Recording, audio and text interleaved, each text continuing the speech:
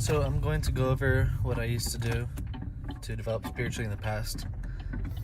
So what I like to do is a morning and a night routine. So it's best to wake up before the sun rises for meditation. 4 a.m. is really good. If you can go to bed at 8, wake up at 4, that's good. But if you can't, do what you can. I would wake up, immediately go for a walk, come home, stretch, basically stretch every muscle, whole body stretch. And then I'd either do my breathing and then meditate, or then I'd meditate and then do my breathing. So for the meditation, basically it's focusing on having as empty of a mind as possible. And you focus on your breathing and breathing into your diaphragm, into your belly. If you breathe through your chest, it's going to be harder to relax. They say chest breathing is related, it's associated with anxiety. So breathe through your stomach, only your belly should breathe. Or if your chest does breathe, it's when your stomach, you breathe through your stomach all the way and then it goes into your chest. So maybe like this. I'm not sure if you can see that in the video, but the stomach comes out first, and then when it's full, then it moves into the chest. So if you're gonna do any chest, it should be like that, or you just do only the stomach. So you breathe in deeply, and then you're breathing slow and you're relaxing, and imagine slowing your heart rate down to get as relaxed as possible. And every time you have a thought, you let it go. Clear your mind, have an empty mind. So you're just focusing on having emptiness. And then you do that by clearing your mind every time you have a thought and just focusing on the breathing. Just have your intention, your attention focused on the breathing, and you just constantly breathe. And then that's all you focus on. And to have spiritual perception, it's kind of like, well, I'd say there's two main things I can think of. One is having a clear mind to be able to pick up on the small things, to pick up on the subtle spiritual energies. Another thing is just doing the techniques that produce the, maybe you call spiritual hormones, spiritual neurotransmitters. So you produce the spiritual compounds in your body, and then your body learns to produce more of them, so then you have more perception over the spiritual energies. So you get used to experiencing it, and you can produce larger amounts of the compounds that allow you to perceive spiritual energy, or to manifest it yourself and feel it. So the meditation, you're always focusing on the breathing. Another thing you can do while you're meditating is you can focus on love. So you can feel your heart or your sternum, the heart center, and you feel love. You can feel love for someone else, like whatever you have to do to get the feeling of love. Then you isolate the love and feel it for what it is, and then you can focus on feeling the love, and then it's like it's an exercise, and you can make the feeling of love stronger, and then eventually you can just bring up the feeling of love anytime, and it gets stronger and stronger as you practice more. So then it makes life happier, and you become more compassionate and understanding of people. And so for the breathing, there's two main breathing techniques I would start with. One is called Tumo breathing. This is what Wim Hof studied to develop his method. I don't really know the difference. I think they're the exact same thing, Wim Hof and Tumo. Just don't do the cold stuff, it's not healthy. So Tumo is an intense breathing technique which produces DMT in your brain.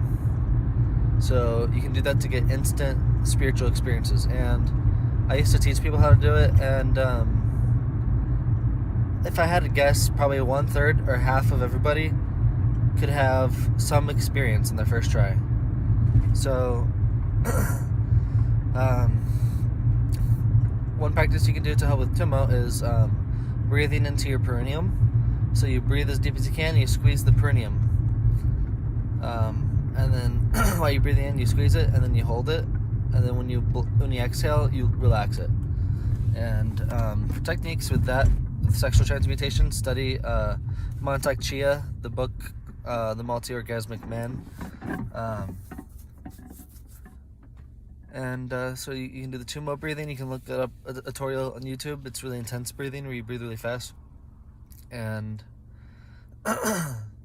you can do a different breathing technique. I don't know what it's called, but you breathe in as deep as you can until you can't get any more oxygen in your lungs whatsoever. And then you hold it as long as you can. And then you exhale as slow as you can. Then you exhale every ounce of air out of your lungs. Then you hold the empty lungs as long as you can. And then you repeat that. And that's one thing you can practice. So experiment with that stuff. And so it'd be good to wake up before the sun, go for a walk, stretch, and then meditate. You can do maybe the slow breathing at the beginning of the meditation, and then the tumo at the end of the meditation.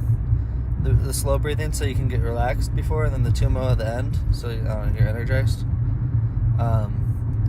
To incorporate the diet into it, what I would do is wake up, eat the cheese, and then eat the eggs while you're going for the walk. And then sip the vegetable juice while you are stretching. And then you do the meditation, and then by the time you finish the meditation, the 45 minutes after the vegetable juice should be up. And then when you finish your meditation, then you eat your meat. So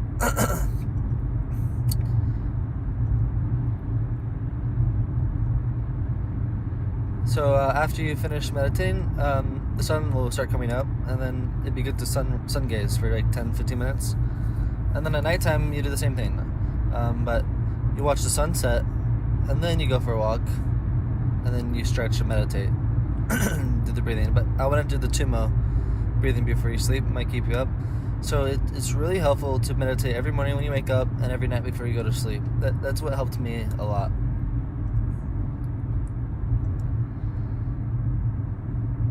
So while you're going throughout your day, some really helpful practices are focusing on whatever activity you're doing without any distraction. So like if you're driving, don't check your phone, don't listen to music, just focus on the road, just focus on driving as best as you can. And you can focus on breathing at the same time. Focus on everything around you, all of your environment, like sensing everything. If you're walking, you're not checking your phone, you're not listening to music, you're not thinking about what you're gonna do when you finish walking, you're not thinking about what happened earlier in the day. You are just focusing on every step, walking with perfect technique, and breathing and like feeling everything around you with your senses. And also while you're meditating, you're going to think about like, what am I going to do later today? And you might have some thoughts that you want to write down or something, because you'll have interesting or important thoughts while you're meditating, because when you clear your mind, you'll allow these kind of thoughts to arise. So with developing intuition, it's Ajanas was very intuitive, but it's not about thinking about solutions to answers. It's about clearing your mind and letting a solution arise. So intuition is very powerful. So you don't have to think about solutions all the time. You can just clear your mind and wait for an answer to come to you.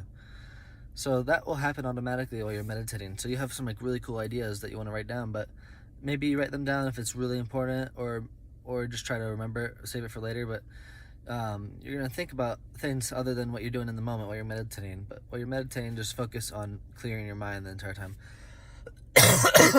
So as your mind becomes more clear, you have more focus on what activities you're doing. So like if you're a musician and you're playing music, you'll be able to play longer periods without messing up. And or if you're like talking to somebody, like you'll get a better feeling of what they're thinking. Like you'll be able to pick up on their feelings better.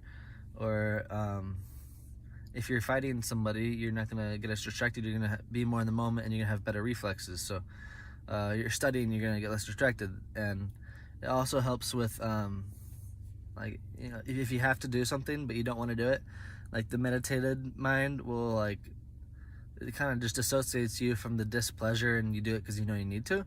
It helps with a lot of that stuff. So there's like legitimate scientific evidence that shows meditation benefits your mind, and I don't think it's bullshit science. Like, I think this is real science. So I recommend meditating 20 to 30 minutes or more every morning and every night. It makes a big difference, and clearing your mind while you do things, and you'll start to pick up on the subtle energies and start to have some spiritual awareness. And you may feel the first 1, 2, maybe a month, 1, 2, 3, 4 weeks of meditation that you're wasting your time.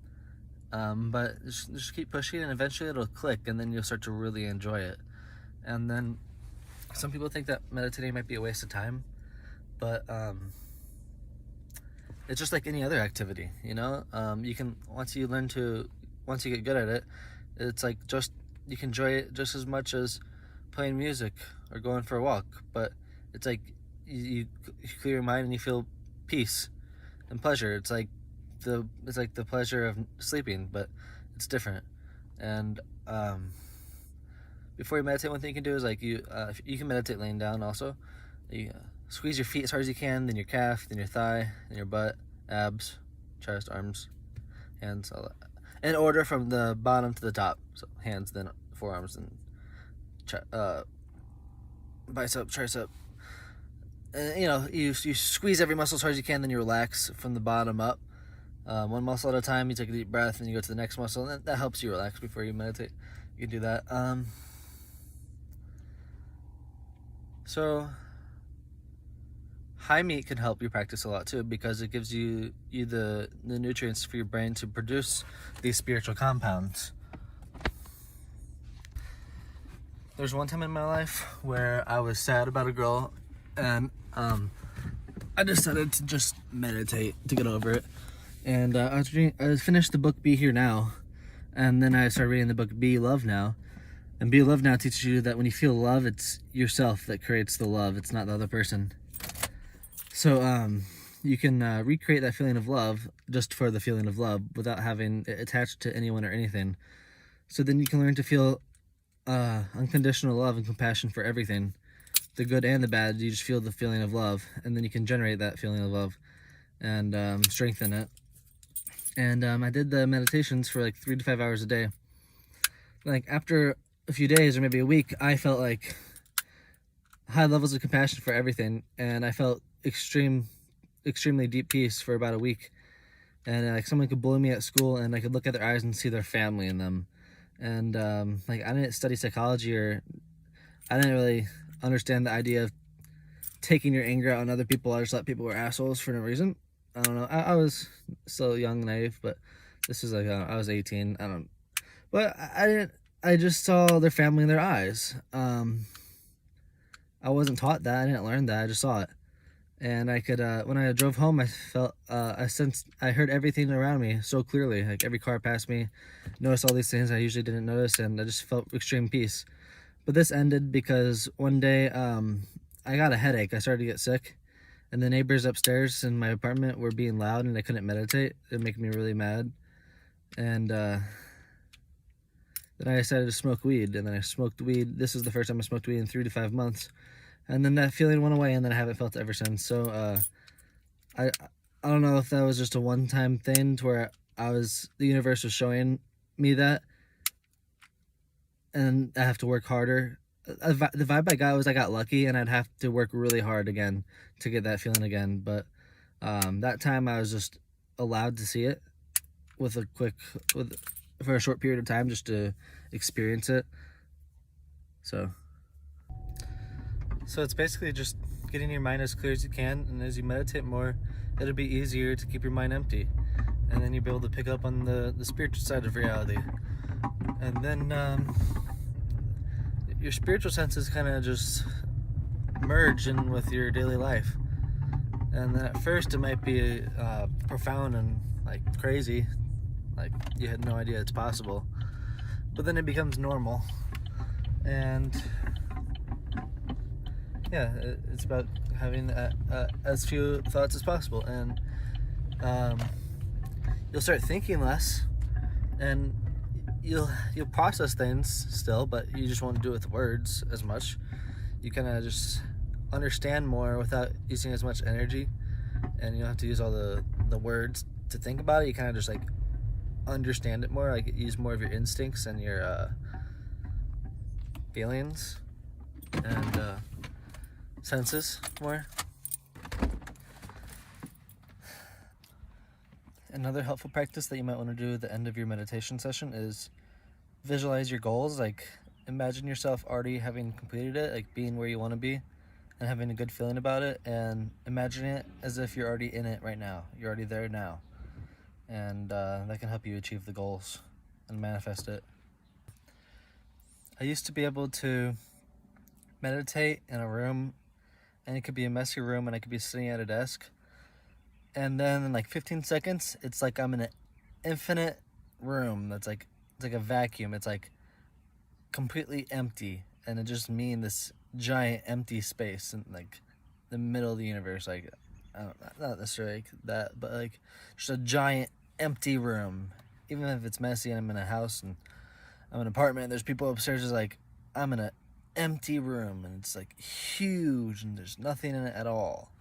And it was very peaceful, and I used to be able to do that kind of reliably. And ever since I did all the fasting, when I started the diet with damaged health, and I haven't been able to stick to a routine in a long time, and it's hard for me to get into a routine sleeping in the car. If I lived in a house and I could sleep and it was quiet and I had a dark room to meditate in, I would totally get on a routine right now. But it's also hard because I don't have a lot of time, because I have to spend all my time working to afford the diet, so I need to have a job that pays more, and I need to have a more peaceful spot to get into a good meditation routine. And like I can't even sit up straight in my car when I'm in the back. So like if you have a peaceful place to meditate, you should take advantage of it. I used to use no electronics after the sun went down. I'd turn off all the lights and I'd just use candles or very dim lights. And I used to like to go to bed when the sun went down. I'd sun gaze, go for a walk, meditate, stretch, meditate. Then I go immediately to sleep. So that's what I used to do. It's really nice to do. Go to bed when the sun goes down, or maybe an hour or two after. And yeah, meditate every morning, every night. It makes a big difference if you want to develop spiritually. So I highly recommend reading the books Be Here Now and Be Love Now by Ram Dass. And they made a big impact in my life. And they probably benefited me just as much as Ajahn books. So the meditation practice I did helped me just as much as this diet has.